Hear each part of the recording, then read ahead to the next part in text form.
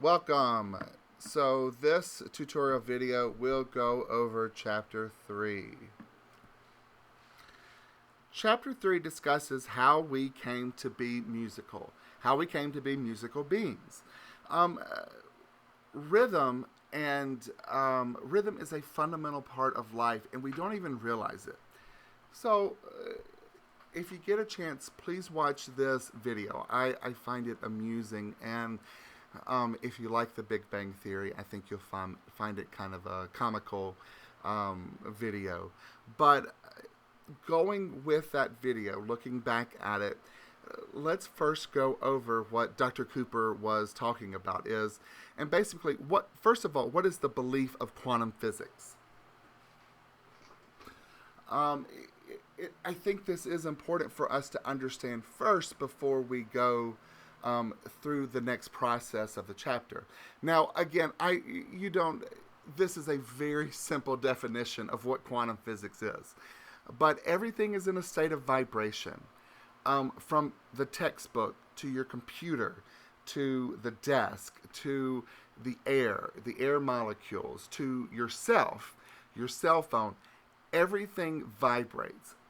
And that basically is the shortest definition of quantum physics that you'll get from scientists. So, um, at least you can answer that on a Jeopardy question. So, part of quantum physics talks about string theory. And again, this going back to the video of the Big Bang Theory, this is what Dr. Sheldon Cooper was talking about. And the string theory states that the idea that the smallest particles in the universe are made up of loops of vibrating string. So think about that. The atoms that were made up, the molecules that were made up, all of them are vibrating. They're loops of string, and they're all vibrating. Now, what's interesting to note is that your book discusses about a black hole and the state of vibration. But there was one scientist who wrote up an article about the Milky Way galaxy, and that the Milky Way galaxy, our galaxy, vibrates in the pitch of B flat. And I think that's so interesting to know that our galaxy vibrates at the note of a B flat. Now, again, um, if you don't understand the musical aspects of what a note is or a tone, that's totally okay. This is for the music majors that happen to be in the class or if you've had some musical background, you maybe know what the B flat sounds like, or if you can go to a piano or your instrument.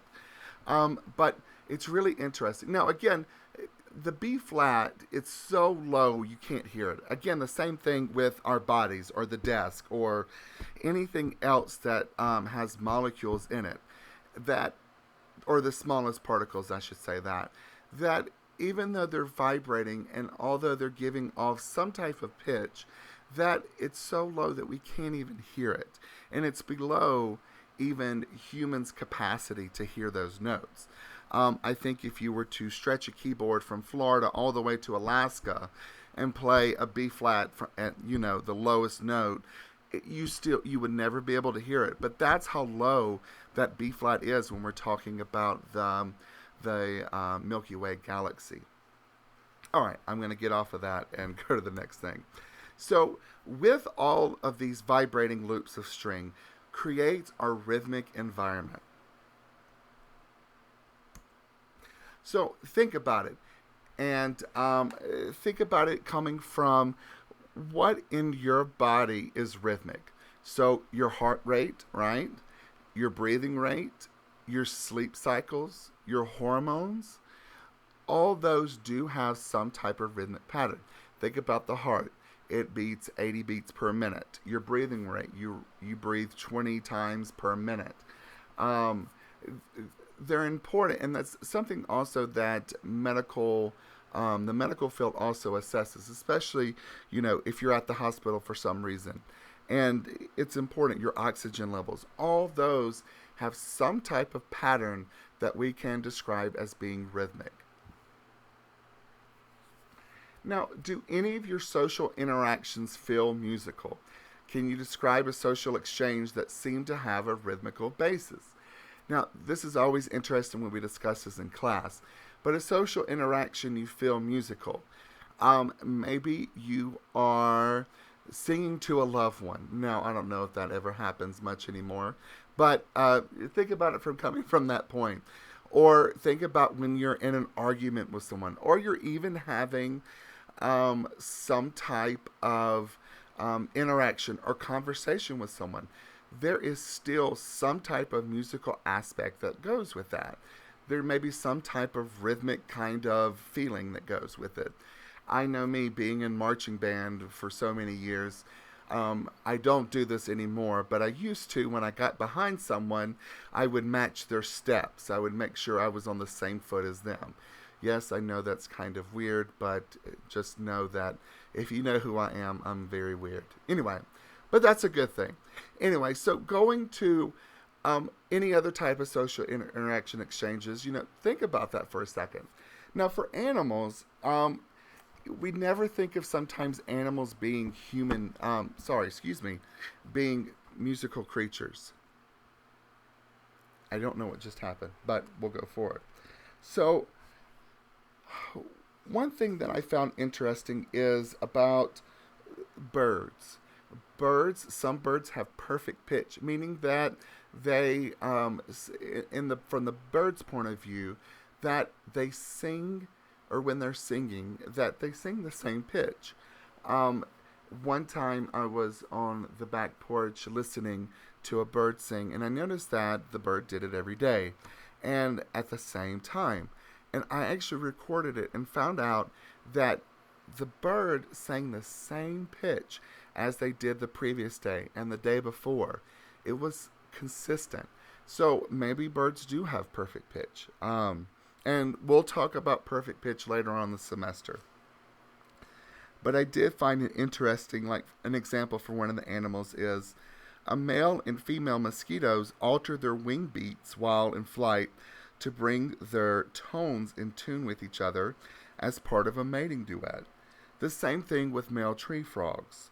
They make large, loud noises when they're trying to attract a female frog.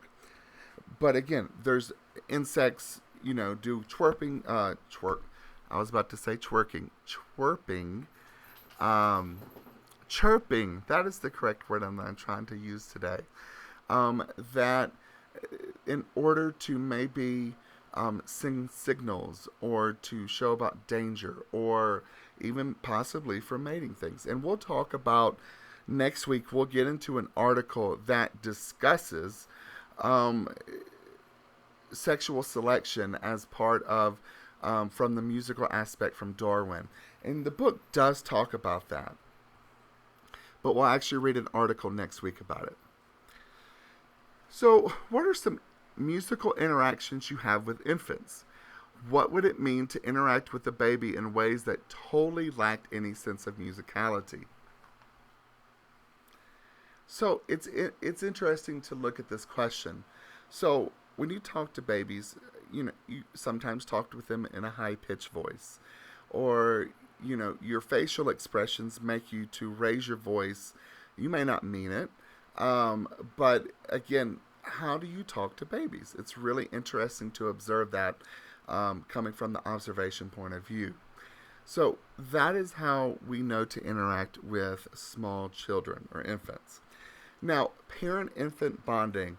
This is something that scientists have coined the term as far as parent-infant bonding is needed for survival. Now, the founding schools, 19th and early 20th century, were in England, around that area, and basically they had 100% mortality rate of children. These children who were infants would come in, and they were left alone. They didn't have much interaction with a human being, and so in conclusion with that, the mortality rate was very high, 100% of these babies dying. Now, it's interesting to note that an elderly lady actually came in and started to work with these children. She started holding them, singing to them, speaking to them, picking them up and moving their arms and legs. And the mortality rate of these children reversed, that they were starting to live. And so from that, we can make a conclusion that this lady, this elderly lady, was exhibiting something that we call love. And that love is necessary in order for survival. So, how is love communicated? And what do parents do with infants?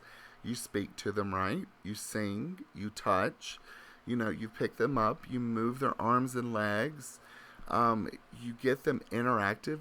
That is how the parent-infant bonding, how love is communicated. Now, infant-directed speech. Now, this is how we are talking to infants from adults. So we call it IDS, infant-directed speech, and it looks at pitch, timbre, dynamic, and rhythm. Now, again, we'll talk about this in the next video, talking about these 4 areas. However, just for now, just understand that pitch equals frequency. Pitch is how high or how low something is. Timbre is also the waveform, so the quality of sound. Why does my voice sound different from yours? Why does a trumpet sound different from a clarinet? Again, that's talking about timbre. Dynamic equals the amplitude, how loud or how soft something is. And then rhythm, what is the musical pattern that which the infant-directed speech goes with. I've added this video just to kind of show you some infant toddler music classes that are offered. If you ever get a chance, or if you have children, I highly encourage you to do this. It's important, especially like when the baby's in the womb, or in the infants is in the womb, that you speak to your child, that you talk to them, that you sing to them.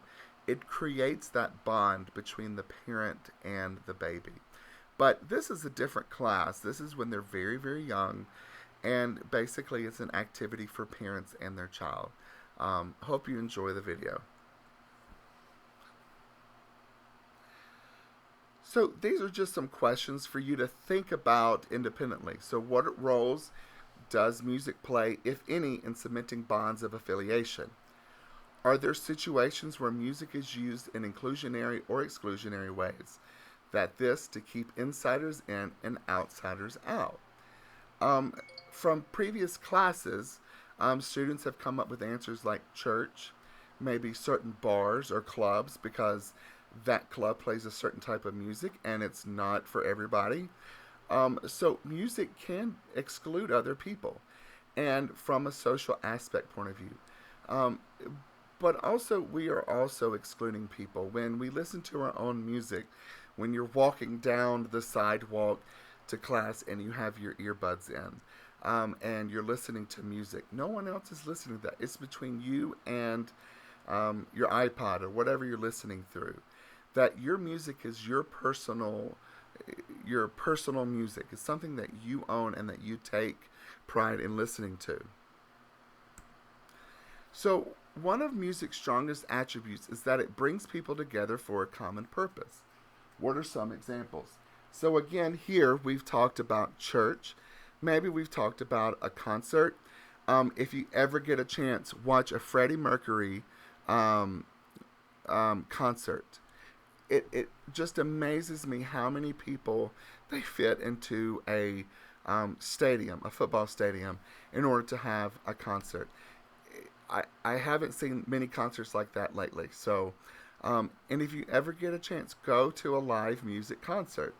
Now, we'll talk about hearing health later, about rock concerts and how they can be kind of damaging to your hearing process. But for now, just think of some examples where, where music can bring people together for a common purpose.